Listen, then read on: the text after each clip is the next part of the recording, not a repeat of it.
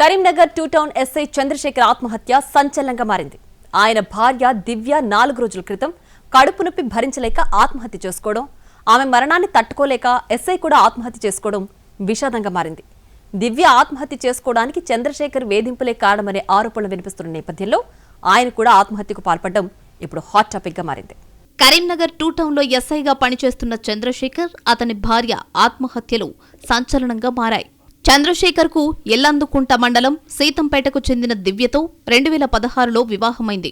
వారికి 2 కొడుకులున్నారు.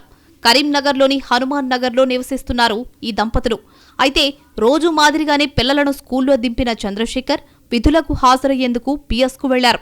బందోబస్తు విధుల్లో ఉండగానే భార్య ఆత్మహత్య యత్నం చేసిన విషయం తెలిసి హుటాహుటిన వచ్చి ఆస్పత్రికి తరలించారు.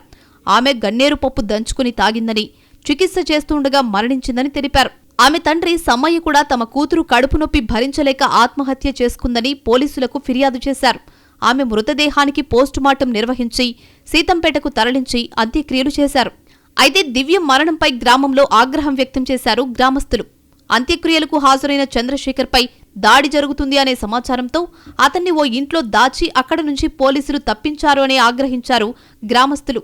దివ్య మరణం వెనుక ఏం జరిగిందనే అనుమానాలు రేకెత్తాయి. అసలు గన్నేరు పప్పు ఎక్కడ లభ్యమైంది, గన్నేరు పప్పు తింటే వెంటనే చనిపోతారా అనేది అనుమానాలకు తావిస్తోంది. చంద్రశేఖర్ దివ్యను తీవ్రంగా కొట్టడంతో ఆమె ఆత్మహత్యకు పాల్పడింది అనే ఆరోపణలు కూడా చేశారు బంధువులు. ఆమె ఒంటిపై గాయాలు కూడా ఉన్నాయనే టాక్ కూడా నడుస్తోంది. అయితే దివ్య తండ్రే కడుపు నొప్పితో ఆత్మహత్య చేసుకుందని ఫిర్యాదు ఇవ్వడం వెనుక ఏం జరిగిందనే ప్రశ్నలు కూడా వినిపించాయి. ఎస్ఐ చంద్రశేఖర్ తప్పు లేకపోతే గ్రామస్తులు ఎందుకు తరిమివేశారు, అంత్యక్రియల వద్ద ఉద్రిక్తత ఎందుకు చోటు చేసుకుంది అనే విషయాలపై చర్చలు సాగుతూ ఉండగానే చంద్రశేఖర్ కూడా ఆత్మహత్య చేసుకోవడం ఆ కుటుంబంలో విషాదం నింపింది. దివ్య, చంద్రశేఖర్ ఇద్దరు కూడా ఉన్నత విద్యావంతులే.